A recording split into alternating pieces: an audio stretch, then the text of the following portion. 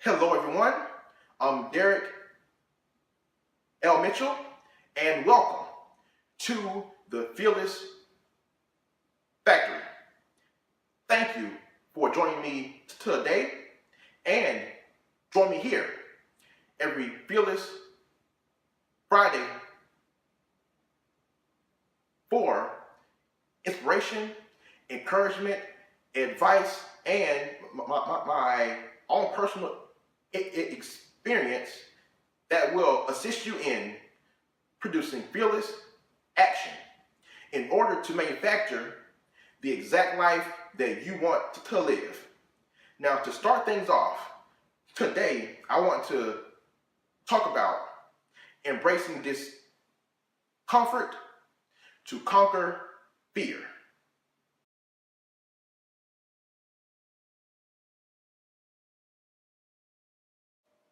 One of the biggest lessons that this past year has taught me is the value of discomfort.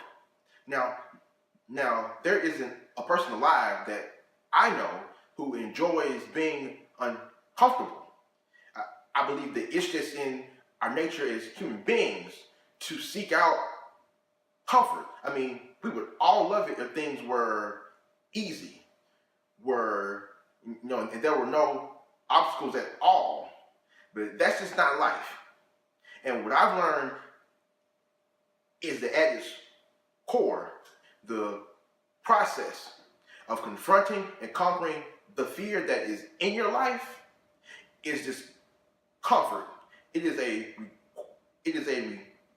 requirement of conquering fear. And that is why most people shy away from it. You know, when I talk about being involved in Toastmasters and pushing myself to speak in public or speak in general, some of the feedback that I get is that, Derek, if I could just get over this fear, then I could do that thing that I want to do. I could talk to this person or speak in this environment or have this dream. And I'm sorry to say, but it does not work that way. You do not just get over fear and then you go do that thing that you've always wanted to do or pursue the goal that you've been too afraid to really really dream about and go after. It is a process involved, and that process is uncomfortable. I'm sorry, that's just the reality of it. So the price of confronting and conquering fear in your life is discomfort. And speaking on the other side of that price is well worth it. And today I want to tell you about two examples in my life where I have gone through the process of discomfort to conquer a fear, and what the prize is on the other side of that.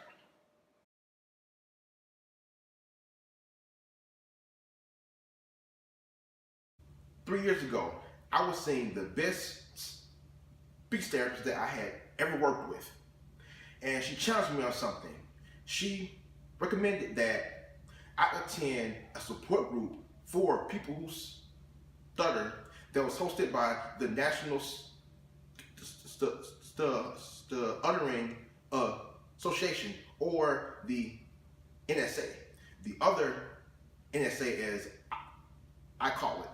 Now, up to that point, I had avoided other people who have a stutter at all costs.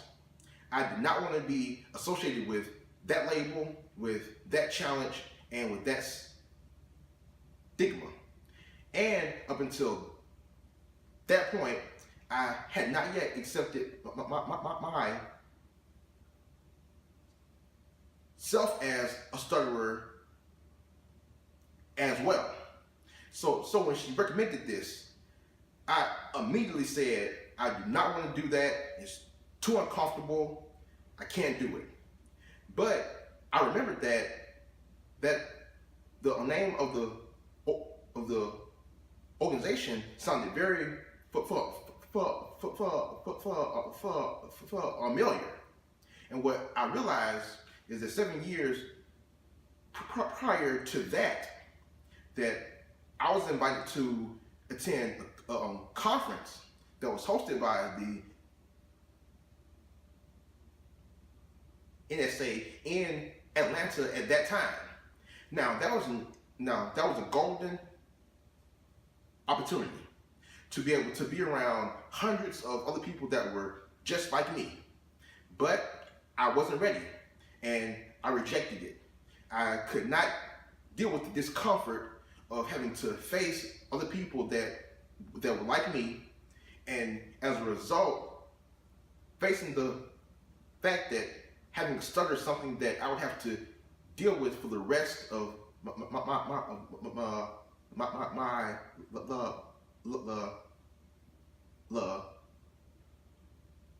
life. But something was a little different this time. Even though I knew that it was going to be the most uncomfortable thing that I had ever done, I still did it. And I was right. That initial meeting was the most uncomfortable that I had ever been in my entire life. And why? Because I was faced with what I had always wanted to avoid. And that was seeing the physical struggle on other people that I had felt internally. And in that meeting, that is exactly what I felt. I saw people's faces as they struggled for their words, and I saw the tension and anxiety in their bodies. And what I knew is that that's how I looked while I was stuttering, and I knew that was a visual representation of the emotional and mental struggle that I had experienced. And as soon as I got there, I wanted to bolt and leave, but I didn't.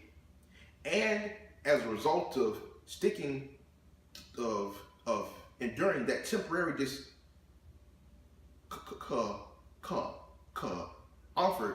today I am enjoying the benefits of that.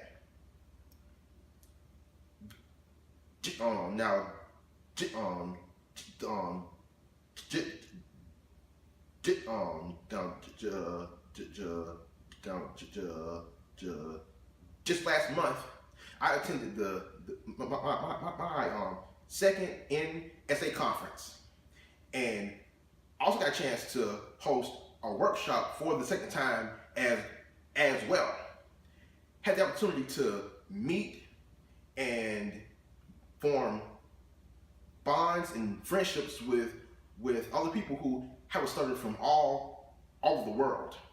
And I even have a group of close friends who have a stutter that I met at the initial meeting in 2013.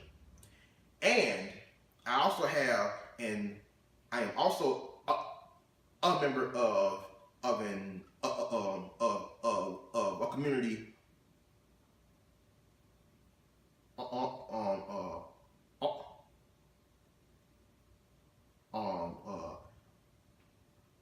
online of hundreds and thousands of other people who have a stutter that at any moment I can reach out to for support, for compassion, for understanding. And this is something that I would have never have been able to enjoy right now had I not endured that temporary period of discomfort. So is the discomfort, is it worth the outcome? Absolutely, because now I have something that I never knew that I wanted, that I needed, but now it's something that I honestly can't live without. The quality of my life has improved exponentially as a result of embracing a little bit of discomfort to conquer my fear of self-acceptance.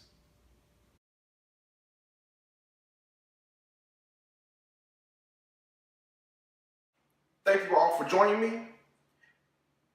And please be sure to check out part 2 of this episode. Embrace this comfort to conquer fear. And also be sure to tune in next Friday for another episode of The Fearless Factory. I'm Derek L. Mitchell, and I'll see you next time.